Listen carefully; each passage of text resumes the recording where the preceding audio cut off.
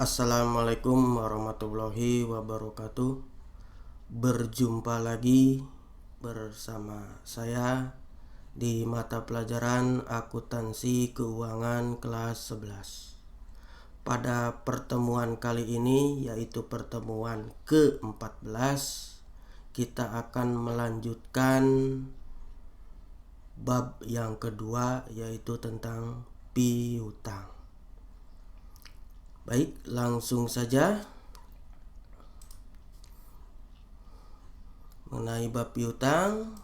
Kemarin sudah kita bahas mengenai pengelompokan piutang, mengenai pencatatan data mutasi piutang ke kartu pelanggan, mengenai surat konfirmasi saldo piutang, jenis-jenis surat konfirmasi, analisis surat balasan, dan pelaporan rekapitulasi piutang. Jadi kemarin sudah bahas mengenai hal-hal tersebut. Selanjutnya yang akan kita bahas yaitu mengenai metode penghapusan piutang tidak tertagih, yaitu metode langsung dan metode tidak langsung. Baik ya. Jadi yang namanya piutang itu pasti mempunyai yang namanya resiko. Resikonya salah satunya adalah piutang tersebut tidak tertagih. Nah, maka harus, kalau misalkannya piutang itu jatuh temponya sudah lewat, ya kan, itu, maka harus dihapuskan piutang tersebut di akun piutangnya. Ya, maksudnya apa Pak? Gitu kan yang jadi bahan pertanyaannya. Jadi penghapusan piutang itu mengkonversi, ya kan, akun piutang menjadi beban, ya. Bapak ulangi lagi, mengkonversi itu merubah, ya, akun piutang yang dihapuskan menjadi beban, ya kan. Nanti yang namanya beban akan masuk ke laporan laba rugi, ya, sebagai pengurang pendapatan, ya kan. Baik, balik lagi. Jadi yang namanya piutang itu pasti otomatis ada yang namanya resiko. Resiko tersebut yang paling penting yaitu resiko piutang tidak tertagih, ya kan? Nah, kemarin sudah kita bahas ya, kemarinnya ya, mengenai masalah piutang dari dalam penjualan kredit, ya kan. Yang namanya piutang itu timbul akibat dari yang namanya penjualan kredit. Nah, Bapak ulangi lagi ya. Nah, dalam penjualan kredit itu ada bermacam-macam, ya kan. Nah, bermacam-macam ya. Ada yang namanya penjualan kredit biasa, yaitu piutang biasa ya, seperti 2/10, N/30, syaratnya seperti itu. Ada juga piutang yang akibat dari yang namanya wesel, dan ada juga piutang dari akibat yang namanya penjualan secara angsuran. Nah, dari berbagai jenis itu pasti otomatis ada yang namanya umur piutang. Nah, yang namanya umur piutang itu otomatis jatuh temponya kapan, ya kan. Piutang biasa biasanya kurang dari 30 hari, wesel lebih dari 30 hari. Kalau penjualan angsuran lebih dari 30 hari atau maksimal setahun misalkan. Nah, kalau misalnya penjualan angsuran lebih dari setahun. Nah, setelah jatuh temponya selesai dan tidak ada kelanjutannya, dan tidak ada kelanjutannya kalau piutang tersebut perpanjang umurnya oleh seorang debitur, ya kan, mungkin debiturnya pailit atau debiturnya sudah kabur atau sudah tidak bisa dihubungi lagi, ya kan, atau debiturnya sudah, ya pokoknya sudah tidak bisa dilacak lagi kembali, ya kan. Maka ya berdasarkan aturan SAK, yaitu standar akuntansi keuangan, maka piutang tersebut harus dihapuskan. Ya, piutang dalam hal ini piutang yang tidak tertagih, ya kan, harus dihapuskan. Dalam hal PSAK, PSAK-nya PSAK 50, PSAK 55, dan PSAK 71 dan 72 kalau secara menganut pada yang namanya SAK-nya SAK sistemnya IFRS, ya, PSAK umum, ya kan.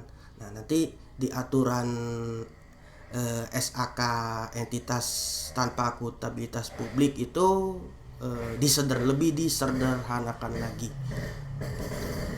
Baik, anak-anak, kita langsung saja ya masalah metode penghapusan piutang tak tertagih.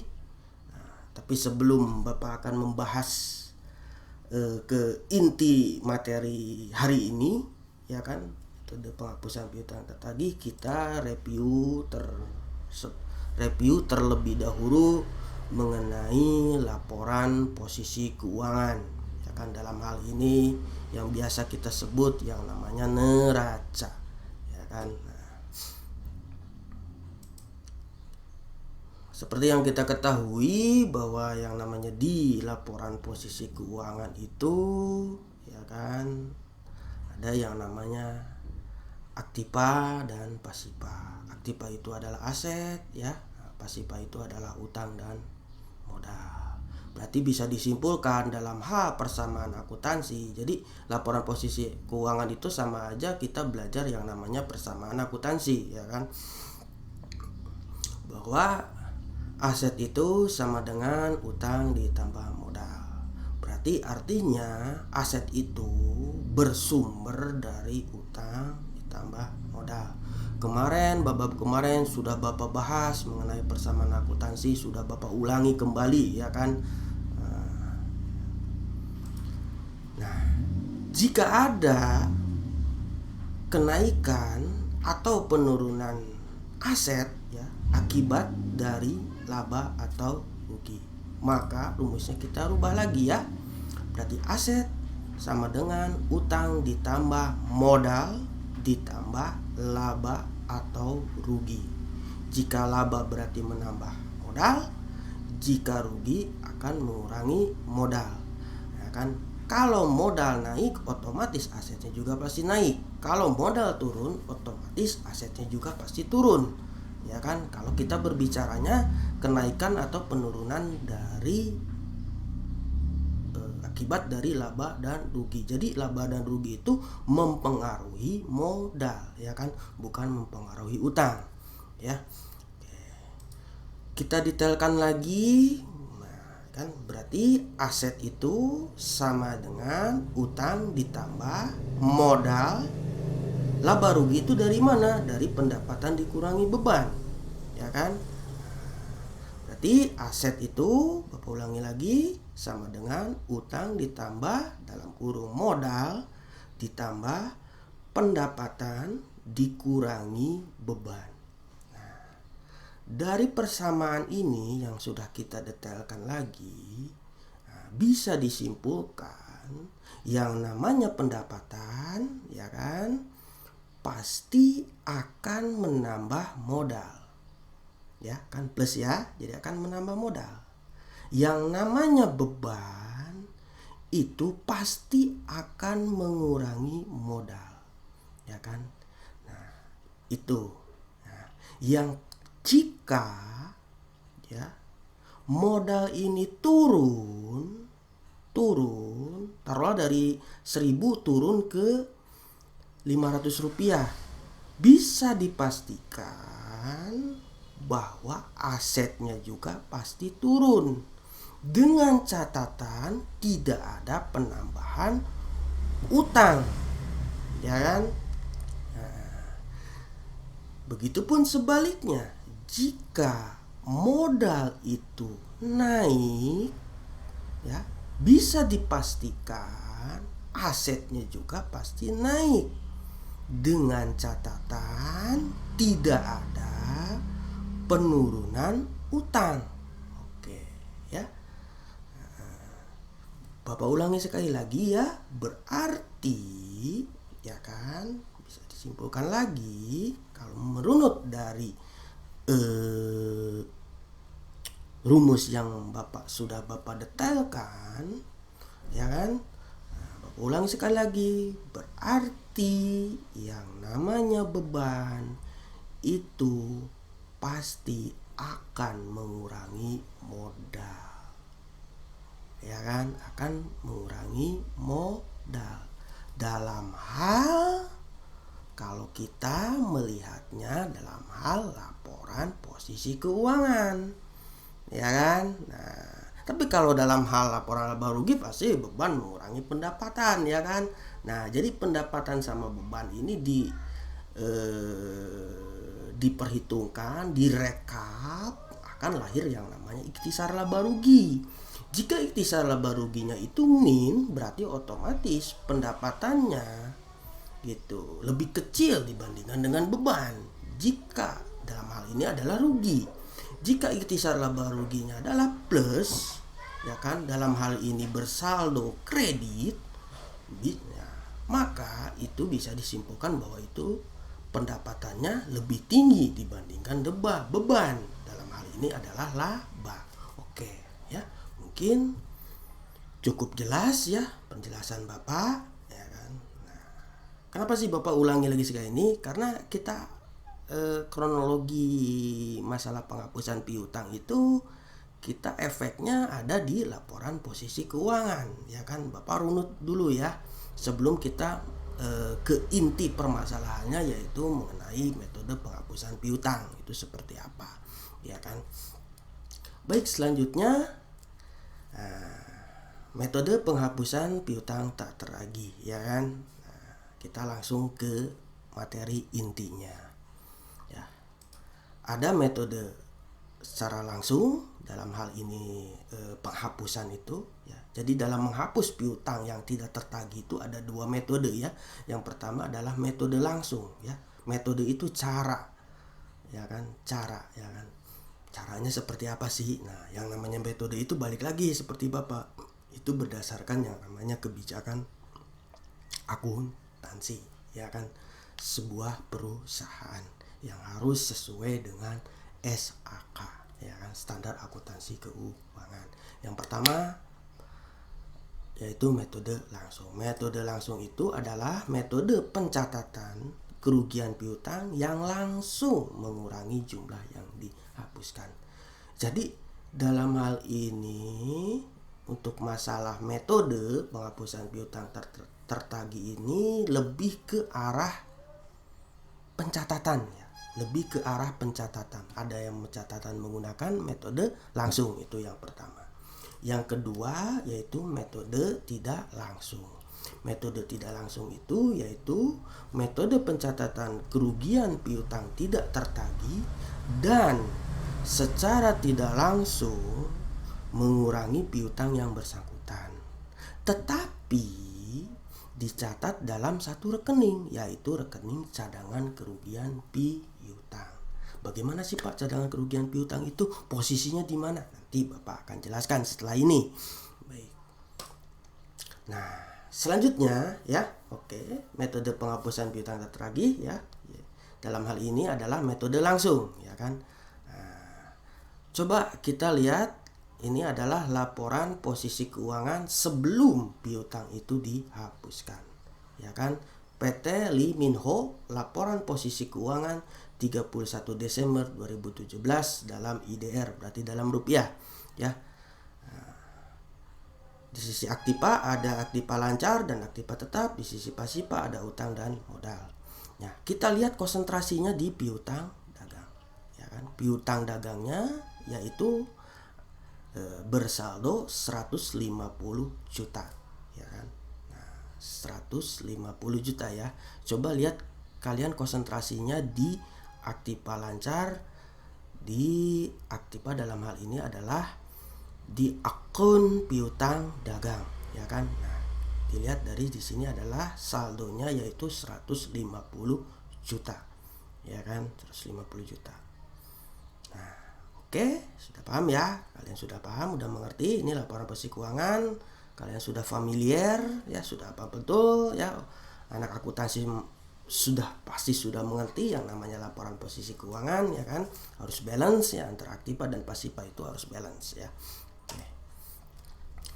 Oke, sekarang yang kedua ya. Laporan posisi keuangan setelah piutang dihapuskan sebesar 20% dari saldo piutang. Nah, saldo piutang yang tadi di laporan yang sebelum disesuaikan, sebelum dihapus, berapa saldo piutangnya? Yaitu 150 juta. Nah, berhubung dihapuskan, ya kan, 20%, berarti 20% dikali 150 juta sama dengan 30 juta. Nah, setelah kita hapuskan ya piutang tidak tertagih, ya kan, sebesar 30 juta, itu 30 juta itu dalam artian ini bisa dipastikan bahwa 30 juta itu adalah piutang yang tidak tertagih. Jadi kesimpulannya, perusahaan punya piutang 150 juta yang tidak tertagihnya yaitu 30 juta.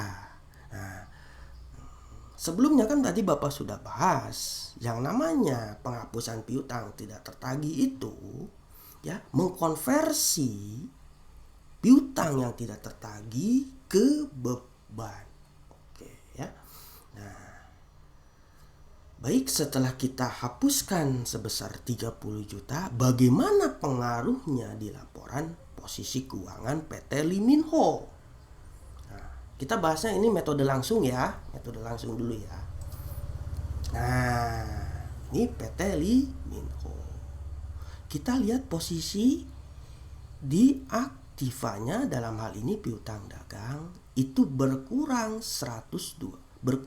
menjadi 120 juta, berkurang 30 juta dari 150 juta ke 120 juta ya. Jadi berkurang 30 juta ya, sesuai dengan setelah dihapuskan sebesar 20%. Nah, ya kan, pasti otomatis aktivanya turun ya, yang tadinya 1,5 miliar menjadi 1,470 juta. Nah, ya, balik lagi ke Bapak tadi ya, yang namanya penghapusan piutang tak tertagih itu mengkonversi dari piutang tidak tertagih ke beban. Oke, yang namanya beban itu akan mengurangi modal ya. Nah, kita lihat di posisi modalnya ya, modalnya jadi 970 juta, yang tadinya berapa? 1 miliar. Berhubung yang 30 jutanya itu dikonversi ke beban, berarti 1 miliar dikurangi 30 juta, ya kan? Jadinya 970 juta. Oke, itu ya. Bapak harap kalian sudah paham ya. Nih, alurnya seperti ini. Ya kan? Alurnya seperti ini untuk metode penghapusan piutang tidak tertagih. Dalam hal ini kasusnya yaitu metode langsung. Jadi kalau metode langsung itu yaitu piutangnya langsung dihapuskan ya, langsung dihapuskan. Oke. Baik, yang kedua yaitu metode penghapusan piutang tidak tertagih, metode tidak langsung, ya kan. Nah, metode tidak langsung itu metode yang piutang tidak tertagihnya kita cadangkan. Anak-anak, kita cadangkan. Tidak otomatis langsung mengurangi piutang. Kita cadangkan dulu, ya kan? Nah, yang namanya kita cadangkan otomatis akan akan mengkompensasi ke beban, ya. Oke, kita lihat dulu di sini ya, laporan posisi keuangan sebelum kerugian piutang dicadangkan, ya. Oke. Aktiva lancar, kas, piutang dagang, ya kan? Piutang dagangnya tetap ya 150 juta ya. Ini sebelum kita sesuaikan ya. Asetnya 1.500.000 ya. Aktivanya, pasifanya 1.500.000 juga. Oke, selanjutnya laporan posisi keuangan setelah menaksir kerugian piutang tak tertagih ya sebesar 20% dari total piutang. Berarti 20% kali 150 juta ya. Sama ya teknisnya seperti yang metode langsung. Cuma ada perubahan di neraca. Nah, perubahan neracanya seperti ini. Adik-adik, ya kan? Nah, saldo piutangnya tetap masih 150 juta, tidak berkurang. Berbeda dengan tadi metode langsung. Nah, cuma akan menimbulkan akun yang namanya cadangan kerugian piutang. Cadangan kerugian piutang itu bersaldo normal sebelah kredit, ya kan? Nah, dan harus dicantumkan di posisi aktiva sebagai pengurang piutang, ya kan? Nah, berhubung sudah dicadangkan sebesar 30 juta, otomatis dicadangkan ini sama, dan cadangan ini ya setelah kita cadangkan juga akan mengakibatkan yang namanya beban ya, dan beban itu otomatis akan mengurangi modal ya. Nah, jadi 30 juta ya. Nah, modalnya jadi turun lagi 970 juta. Ya, yang tadinya 1 miliar. Jadi akan lahir yang namanya akun cadangan kerugian piutang dalam hal sisi aktiva. Ya kan? Nah, tetap ya pasti otomatis aktivanya juga turun 1.470 juta. Ya, pasifanya juga sama ya 1.470 juta ya. Nah, sama dengan metode yang tadi yaitu metode langsung. Itu prosesnya sama, cuma dalam hal penyajiannya itu berbeda, ya kan? Nah, apa keuntungannya menggunakan metode langsung? Metode langsung berarti keuntungannya kita bisa melihat, oh kita punya piutang 150 juta, ya kan? Tetapi yang tidak tertagihnya itu sebesar 30 juta. Berarti kalau kita membaca laporan keuangan dalam hal ini metode penghapusan piutang tidak tertagihnya menggunakan metode tidak langsung, berarti kita bisa mengetahui oh berarti yang 150 juta ini 30 jutanya itu piutang yang tidak tertagih yang sudah menjadi beban. Nah, berbeda sekali dengan tadi metode langsung. Kalau metode langsung mah tidak ada tertulis di cadangan kerugian piutang, jadi langsung menghapus piutang dagangnya, ya kan? Oh, jadi tadi 120 juta. Sudah, berarti tidak bisa membaca nih 120 juta tuh piutang tertagihnya sih berapa sih gitu kan? Nah, kalau ini 150 juta itu piutang tertagihnya sih berapa sih? Nah, kan kita nggak ketahuan. Dia bisa lihat kalau menggunakan metode langsung karena langsung menghapus piutang. Berbeda sekali dengan menggunakan metode tidak langsung. Metode langsung kita bisa lihat di laporan posisi keuangan. Oh, piutang 150 juta ini ternyata yang tidak tertagihnya itu sebesar 30 juta. Ya, 30 juta itu tidak tertagihnya ya. Berarti kita cadangkan.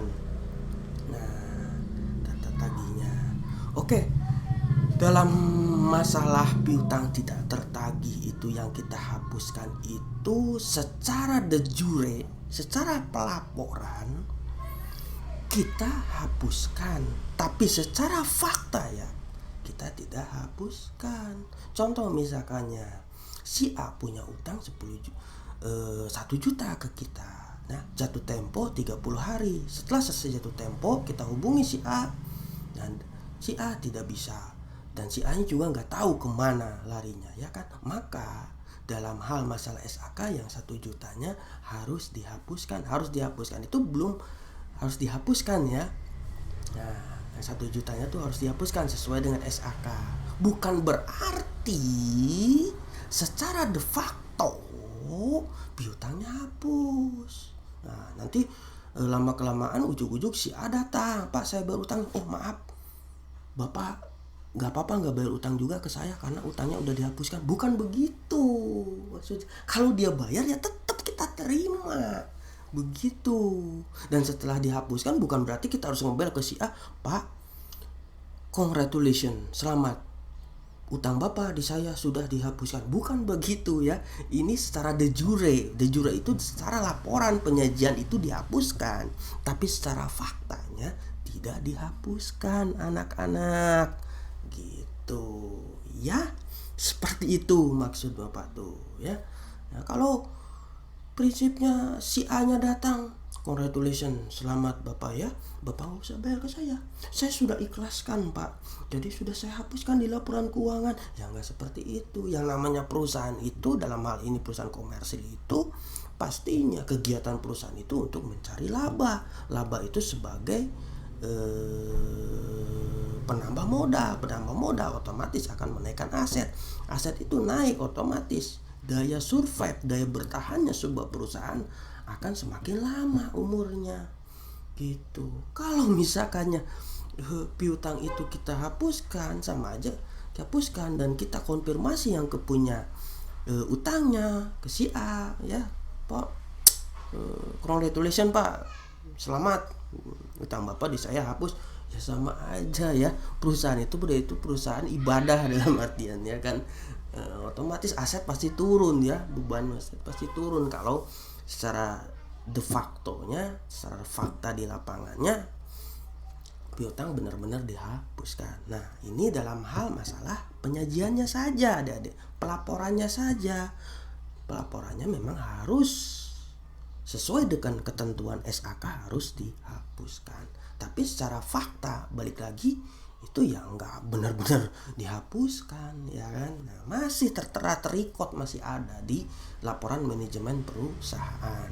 Nah, kalau ini mah untuk laporan keuangan, untuk ya, sebagai mungkin untuk pertanggungjawaban kepada investor atau segala macam ya kan. Nah, balik lagi. Oke, kalau metode langsung berarti piutangnya nggak langsung dikurangkan, tapi dicadangkan. Dicadangkan sebesar 30 juta ya. Gitu. Nah, dari cadangkan ini efeknya lawannya ke beban. Jadi 30 juta dicadangkan langsung ke beban. Beban, yang namanya beban itu pasti mengurangi modal. Oke. Nah, yang kedua, jadi metode tidak langsung tuh ada 3 step ya. Itu step pertama sebelum disesuaikan, step kedua dicadangkan, step ketiga ya. Step ketiga yaitu laporan posisi keuangan setelah piutang dihapuskan sebesar 25 juta. Ya kan? Nah, jadi seperti ini. Nah, ya kan? Cadangan kerugian piutangnya yang tadinya 30 juta ya kan, berhubung dihapuskan 25 juta jadi sisa 5 juta. Piutang yang tadinya 150 juta akan berkurang menjadi 125 juta ya. Jadi cadangan kerugiannya dihapuskan ya, akan mengakibatkan efek ke piutang dagang. juga. Ya, seperti ini ya. Kalian pelajari lagi, kalian tulis lagi, kalian analisis lagi perubahannya untuk metode piutang tidak tertagih ya. Jadi intinya metode piutang tak tertagih dalam hal ini metode tidak langsung itu berarti penghapusannya tidak langsung tapi dicadangkan terlebih dahulu. Nah, cadangan itu baru langsung dihapuskan. Beda nih, kalau ini kan dicadangkan dulu nih 30 nih.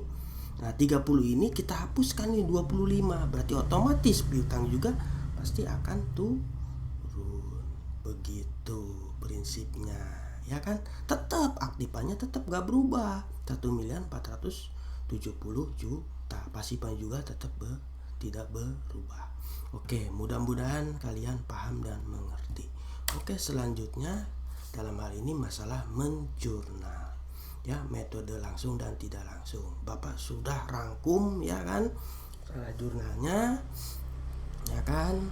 Perbedaan metode langsung tidak langsung, metode langsung dan metode tidak langsung. Poin ya kan? Nah, ini poin yang pertama, poin kedua, poin ketiga, poin keempat, poin kelima. Poin-poin ini adalah sikon, situasi dan kondisi. Nah, perlakuan jurnalnya seperti apa? Oke, Bapak akan bahas satu-satu. Oke, yang poin pertama ya, ketika menaksir kerugian piutang tidak tertagih. Kalau menggunakan metode langsung itu tidak di jurnal. Kalau menggunakan metode tidak langsung itu ada jurnalnya, yaitu beban kerugian piutang sebelah debit ya, cadangan kerugian piutang sebelah kredit. Ya, itu poin yang pertama ketika menaksir kerugian piutang tak tertagih. Nanti Bapak akan bahas juga mengenai contoh soalnya seperti apa ya. Yang kedua, setiap penghapusan piutang ya, kalau metode langsung beban kerugian piutang sebelah debit ya, piutang dagangnya sebelah kredit ya. Nah, itu metode langsung. Kalau metode tidak langsung, cadangan kerugian piutangnya sebelah debit berarti berkurang ya, karena cadangan kerugian piutang itu bersaldo normal sebelah kredit ya.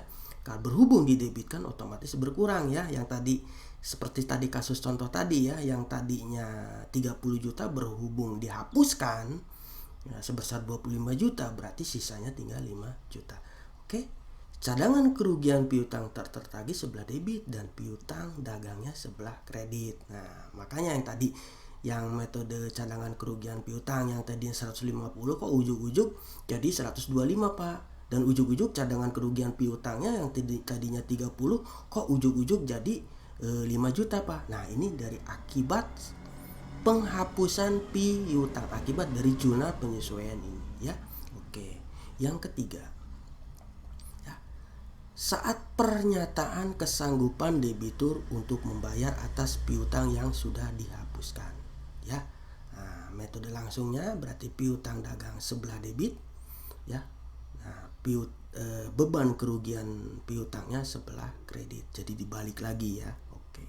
Metode tidak langsungnya yaitu piutang dagang sebelah debit, cadangan kerugian piutangnya sebelah kredit.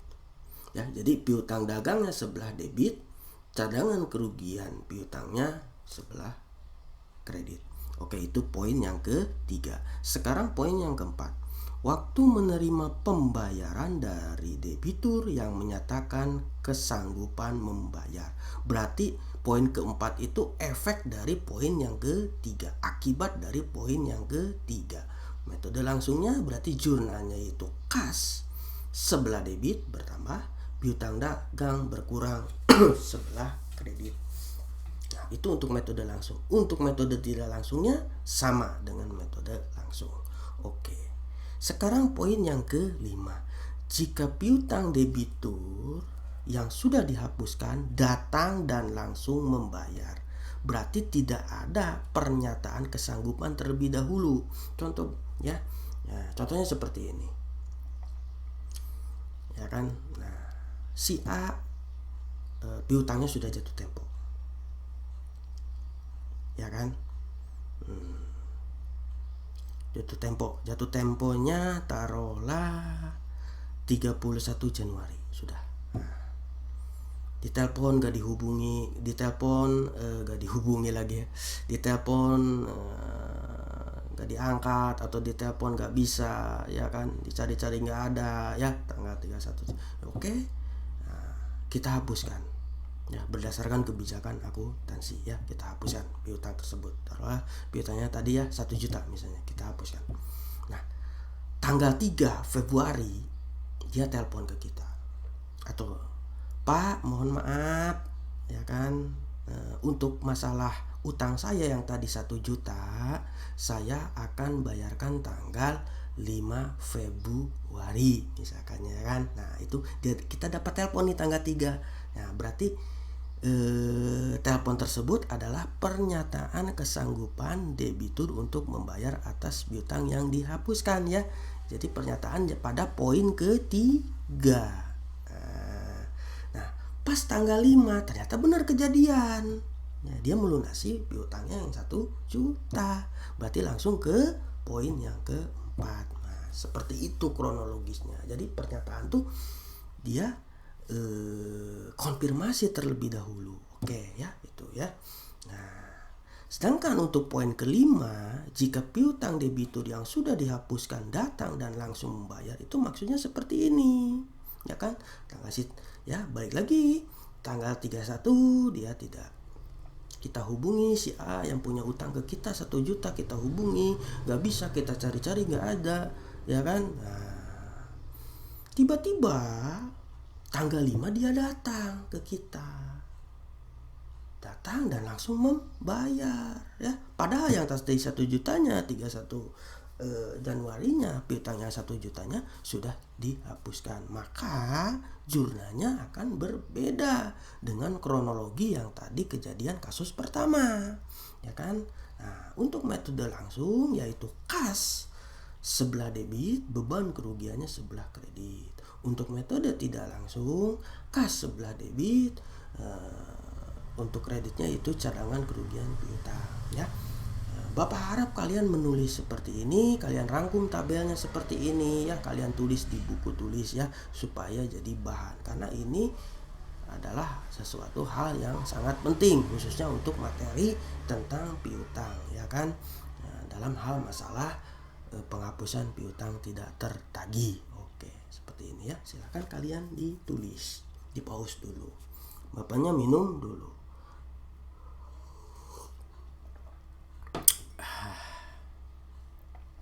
Oke, baik, kita lanjutkan ke contoh soal, ya. Itu contoh soal metode langsung dan metode tidak langsung.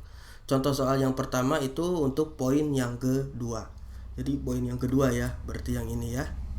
Nah, yaitu pada kejadian setiap penghapusan piutang, ya. Oke, PT Liminho pada tanggal 15 September 2019 mengirimkan memo kepada bagian akuntansi untuk menghapuskan piutang PD Jang Em sebesar 10 juta. Faktur 122, ya. Atas faktur 122. Adapun alasan penghapusan piutang karena telah jatuh tempo lebih dari 30 hari. Buatlah jurnal PT Liminho. Oke. Metode langsung berarti jurnalnya 15 September 2019. Beban kerugian piutang sebelah debit 10 juta dan piutang dagangnya berkurang sebelah kredit yaitu 10 juta, ya kan. Nah, dari poin yang kedua, ya, kalian. Jadi poin kedua itu jadi yang tadi tabel itu kalian tulis dulu, ya, di pause, ditulis dulu. Setelah ditulis selesai, ya kan. Nah, kalian bisa lanjutkan lagi supaya kalian cross check, ya. Kalian lanjutkan lah, cross check, ya, dalam hal masalah kasus contoh soalnya, di cross check. Oh, berarti poin yang kedua ini maksudnya begini nih dalam contoh kasus soalnya seperti ini, ya kan. Nah, oke, itu metode langsung, ya. Selanjutnya metode tidak langsung, ya. 15 September 2019 cadangan kerugian piutangnya sebelah debit 10 juta dan piutang dagangnya sebelah kredit, ya kan, berkurang yaitu 10 juta. Nah, ini contoh kasus untuk poin yang kedua, ya.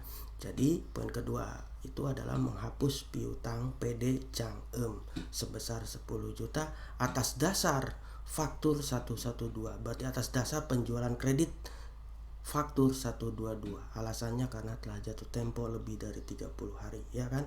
Nah, ini jurnal ini adalah jurnal yang namanya jurnal penyesuaian atas kebijakan sebuah akuntansi perusahaan, ya. Makanya ada kata-kata mengirimkan memo, berarti mengirimkan memo ke bagian akuntansi, ya kan? Nah, bahwa piutang jam sebesar 10 juta harus dihapuskan, ya. Mengirimkan memo itu mengirimkan perintah kepada bagian akuntansi. Berarti ini jurnalnya adalah jurnal penyesuaian. Oke, itu contoh kasus yang pertama, ya. Untuk poin yang kedua. Maksudnya contoh kasus poin yang kedua maksud Bapak tuh. Oke. Sekarang contoh soal metode langsung tidak langsung untuk contoh kasus untuk poin yang ketiga, ya. Pada tanggal 1 November, PT Liminho mendapat konfirmasi dari PD Jang bahwa piutang atas faktur 122 akan dibayar pada tanggal 5 November, ya. Berarti tadi PT Jang sudah dihapuskan, ya, 10 juta dan PT Liminho mendapat konfirmasi, mendapat telepon dari PD Jang maksudnya bahwa piutangnya akan dibayarkan pada 5 November. Padahal yang 10 jutanya sudah dihapuskan, ya, pada tanggal 15 September 2019. Oke, jurnalnya untuk metode langsung, ya. Berarti piutang dagangnya sebelah debit, ya, dipulihkan kembali yaitu 10 juta, beban kerugiannya, ya kan, sebelah kredit yaitu 10 juta. Jadi dibalik lagi, ya, dipulihkan kembali yaitu metode langsung. Selanjutnya metode tidak langsung juga sama, dipulihkan lagi piutangnya yang sudah dihapuskan, ya. Piutang dagangnya sebelah debit, dan cadangan kerugian piutangnya sebelah kredit. Yang berbeda adalah akunnya aja, ya. Oke, itu contoh soal untuk metode langsung dan tidak langsung poin yang ketiga. Selanjutnya contoh soal metode langsung dan tidak langsung untuk poin yang keempat. Pada tanggal 5 November, PT Liminho mendapat pembayaran piutang dari PD Jang atas faktur 112. Buatlah jurnal PT Liminho. Jadi ini kejadian 5 November, ya.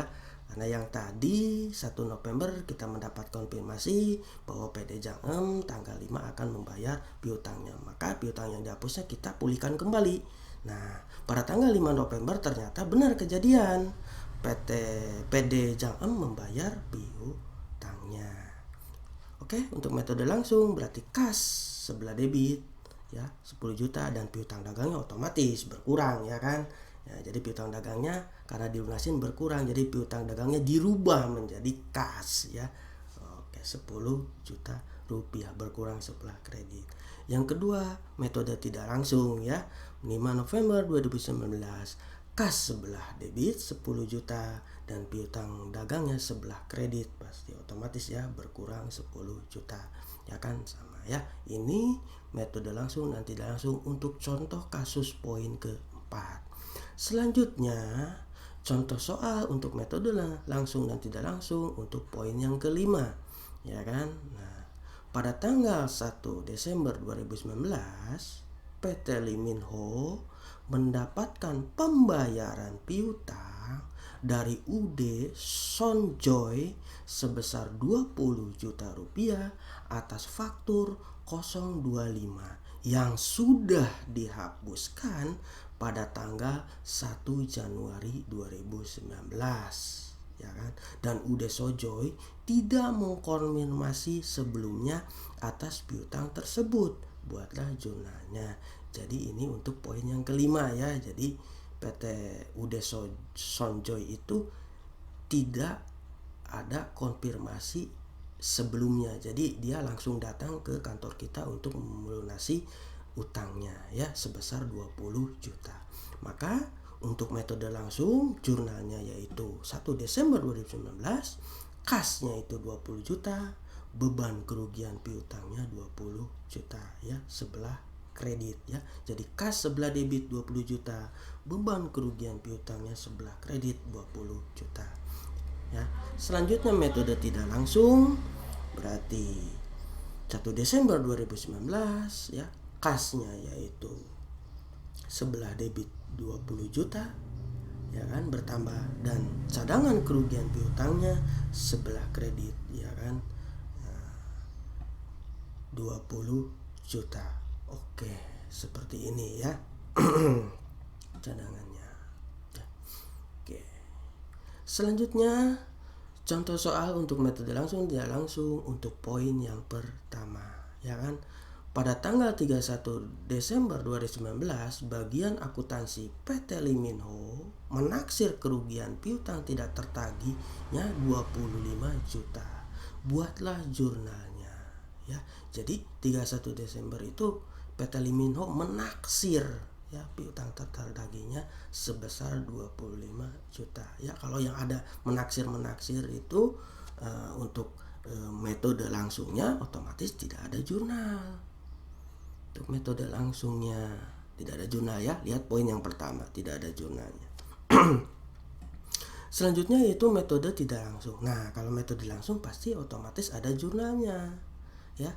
Beban kerugian piutang sebelah debit 5 juta, cadangan kerugian piutangnya sebelah kredit 5 juta pada tanggal 31 Desember 2019. Nah, mungkin kalian bertanya-tanya, Pak, menaksirnya kan 25 juta, Pak. Tapi kenapa di jurnalnya 5 juta? Bapak salah ya? Bapak salah nulisnya kayaknya. Harusnya 25 juta, Pak. Bukan 5 juta, Pak. Nah, kan gini, kan gitu ya. Nah, kita lihat buku besar di cadangan kerugian piutang. Kenapa Bapak bisa tulisnya 5 juta? Ya kan? Oke, ini buku besar cadangan kerugian piutang PT Liminho 31 Desember 2019 ya. Pada tanggal 15 September penghapusan piutangnya 10 juta ya, dari kasus-kasus tadi ya. 10 juta sebelah debit, berarti saldonya sebelah kredit. Jadi kalau dihapus berarti saldonya min ya di kreditnya ya, karena cadangan kerugian piutang itu bersaldo normal kredit, berhubung di debit jadi min ya, berkurang ya kan. Itu 1 September 2019. Selanjutnya 1 November ya, konfirmasi dari faktur 122. Nah, dikreditkan lagi 10 juta. Jadi saldonya normalnya 0 ya kan, cadangan kerugian piutangnya 0. Nah, 1 Desember 2019 ada pembayaran dari faktur 025. Jadi dikreditkan lagi 20 juta. Jadi sisanya jadi saldonya pada tanggal 1 Desember 2019 saldo cadangan kerugian piutangnya PT Liminho yaitu 20 juta. Nah, berhubung 31 Desember 2019 ditaksir 25 juta ya kan? Ya, kenapa Bapak menjurnalnya 5 juta? Kita lihat di buku besarnya ya kan. Nah, coba lihat kursor Bapak. Nah, 1 Desember 2019 itu posisinya itu 20 juta. Posisi saldonya sebelah kredit ya, karena saldo normalnya pasti otomatis CKP itu sebelah kredit ya, saldo normalnya ya. Nah, untuk efek ke laporan posisi keuangannya tadi sudah saya jelaskan ya, sebagai kontra piutang, sebagai pengurang piutang.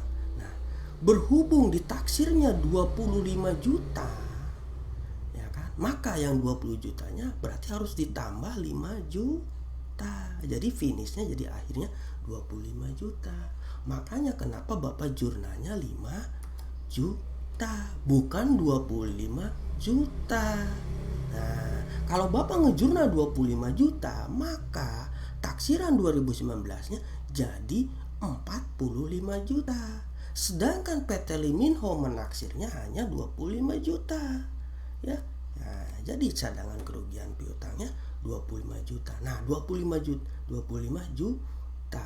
Makanya di jurnalnya 5 juta. Jadi 20 juta ini ditambah 5 juta, hasilnya pasti 25 juta.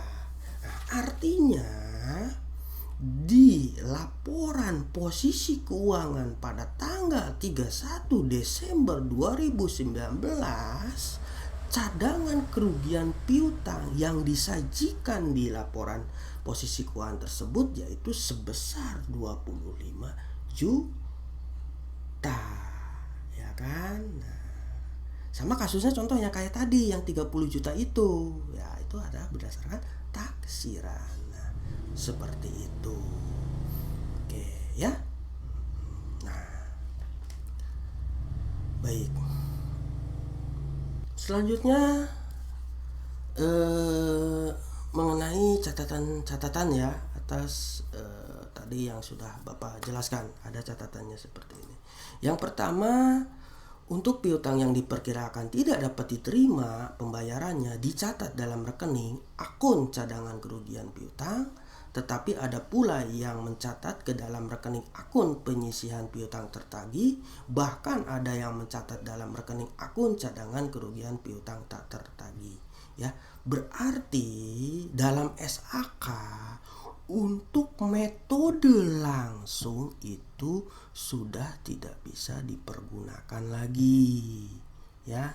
Nah, yang boleh digunakan dalam SAK standar akuntansi keuangan, baik itu SAK umum yang berdasarkan IFRS yang perusahaannya mempunyai akuntabilitas publik itu hanya maupun SAK yang ITAP entitas tanpa akuntabilitas publik, metode yang boleh digunakannya hanya metode dalam hal ini pencatatan kerugian piutang tak tertagihnya menggunakan metode tidak langsung, ya. Jadi metode langsung sudah tidak boleh digunakan lagi, ya.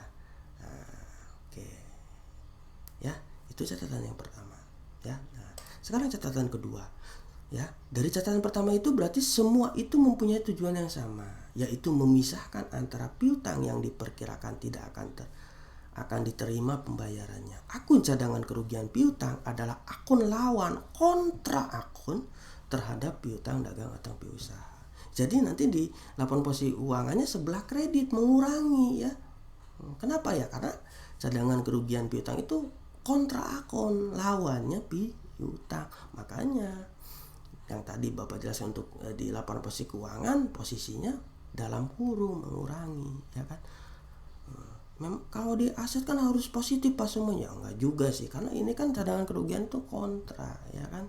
Nah, sama aja ini prinsipnya seperti depresiasi, ya, beban depresiasi sama akumulasi depresiasi, ya.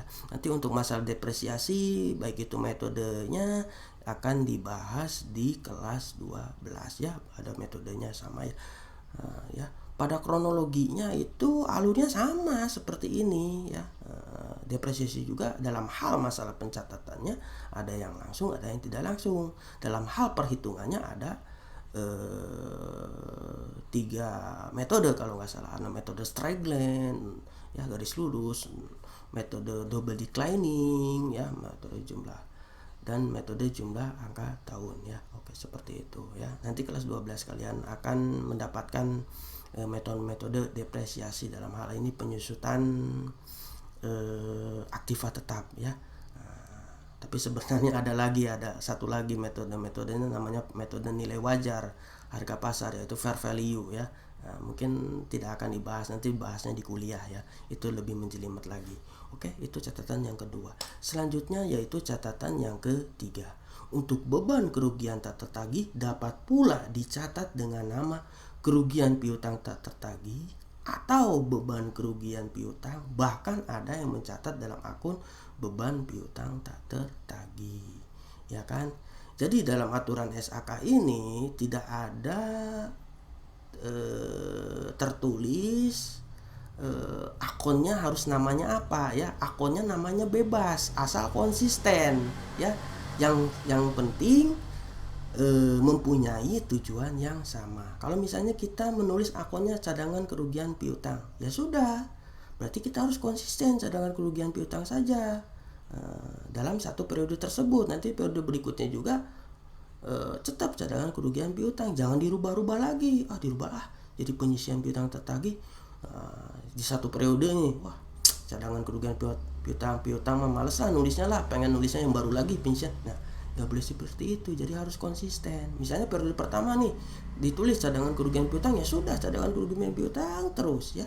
Jangan membuat akun lagi dalam hal penyisihan piutang tak tertagih. Berbeda mungkin periode berikutnya, dirubah lagi lah jadi penyisian piutang tertagih misalnya, oke, nggak apa-apa semacam. Jadi masalahnya yang namanya istilah ini tidak ada efeknya ya. Oke, yang penting tujuannya sama. Berarti yang poin keempat ya, manapun istilah yang digunakan tidak perlu dipermasalahkan, dengan catatan tetap konsisten dalam hal istilah yang digunakan, karena memang belum ada istilah yang baku dalam SAK-nya ya. Di samping itu antara perusahaan yang satu dengan yang lainnya tidak selalu menggunakan istilah yang sama. Yang penting mempunyai tujuan yang sama, kan begitu pada intinya ya. Ini catatan-catatan atas piutang bab kedua mengenai penghapusan piutang tak tertagih, baik itu menggunakan metode langsung dan metode tidak langsung ya. Kalian ulangi lagi ya video pembelajaran Bapak, ulangi lagi dan kalian tulis dan kalian analisis. Kalau ada yang bertanya kalian boleh WA ke Bapak ya kan. Baik, selanjutnya langsung ke tugas. Berhubung nanti tanggal 31 Novembernya akan ujian akhir semester, dan kita ada satu kesempatan lagi, yaitu satu pertemuan lagi untuk minggu depan. Jadi pertemuan kali ini Bapak akan sertain tugas, dan tugas ini dikumpulkan paling lambat hari Sabtu jam 00. Baik, ini adalah tugas yang ke-7. Yang nomor pertama ya, nomor 1, pada tanggal 7 Februari 2019 PD Pantang Untung menerima pembayaran dari UD Baribis sebesar 3.500.000, sedangkan total tagihan piutang UD Baribis seluruhnya adalah 4 juta. Sisanya diputuskan untuk dihapus. Buatlah jurnal oleh PD Pantang Untung tanggal 2019, baik itu menggunakan metode langsung dan tidak langsung dalam penghapusan piutang tak tertagih. Tidak tertagih itu soal yang pertama. Selanjutnya yaitu soal yang kedua. Pada tanggal 10 Maret 2019 PD Rugi Sejahtera menerima konfirmasi pernyataan kesanggupan pembayaran piutang dari PD Pantang Rugi atas piutang yang telah jatuh tempo tanggal 10 Maret 1980 sebesar 100 juta. Ya, berarti 100 jutanya sudah dihapuskan ya. Dan dibayarkan pada tanggal 12 Maret 2019. Buatlah jurnal oleh PD Rugi Sejahtera tahun 2019, yaitu metode langsung dan metode tidak langsung dalam penghapusan piutang tak tertagih ya. Oke. Selanjutnya soal nomor 3 ya. Nah, berikut daftar saldo piutang 31 Desember 2017 PT Pantang Rugi dan presentasi kerugian piutang yang ditetapkan oleh PT Pantang Rugi ya. Nih, daftar saldo piutangnya ya. PD Arjuna tanggal jatuh temponya 16 November 2017, jumlah piutangnya 10 juta terus ya sampai totalnya 55 juta ya. Nah, itu daftar saldo piutang PT Pantang Rugi 31 Desember. Berikutnya presentasi kerugian piutang ditetapkan sebagai berikut. Belum jatuh tempo ya, berarti 2% kerugian piutang tak tertagihnya. Lewat jatuh tempo 1 sampai 30 hari 5%, terus sampai lewat jatuh tempo atau lebih dari 90 hari maka yang beban kerugian piutangnya yaitu 20% kita hapuskan. Oke. Yang jadi bahan pertanyaannya adalah berdasarkan data di atas, berapakah kerugian piutang PT Pantang Rugi yang menjadi beban tahun 2019, dan buatlah jurnalnya baik itu menggunakan metode langsung dan tidak langsung. Oke, itu soalnya ya. Kalian kerjakan dengan sebaik-baiknya sambil kalian mengulangi lagi video pembelajaran Bapak untuk hari ini. Nah, Bapak sudah jelaskan mengenai metode penghapusan piutang tak tertagih ya, baik itu metode langsung dan metode tidak langsung. Nah, untuk masalah tugasnya ya paling lambat dikumpulkan seperti biasanya hari Sabtu jam 00. Dan untuk pertemuan berikutnya, yaitu pertemuan berikutnya ya minggu depan, kita akan membahas mengenai tax taksiran kerugian piutang tak tertagih akibat kalau kita menggunakan metode tidak langsung, ya kan. Nah, kalau tadi kan 20%. Nah, itu ada hitungannya ya, seperti apa ya kalau taksiran seperti apa ya. Nah, oke. Terima kasih. Sebelumnya mohon maaf apabila ada perkataan Bapak yang kurang paham, apabila ada perkataan Bapak yang menyinggung perasaan kalian, Bapak mohon maaf, ya kan. Apabila Bapak kecepatan dalam menyampaikannya, kalian bisa pause lagi, play lagi, pause lagi, play lagi ya. Nah, karena ini menggunakan video pembelajaran ya. Oke, seperti itu. Bapak akhiri, wabillahi taufiq wal hidayah. Wassalamualaikum warahmatullahi wabarakatuh.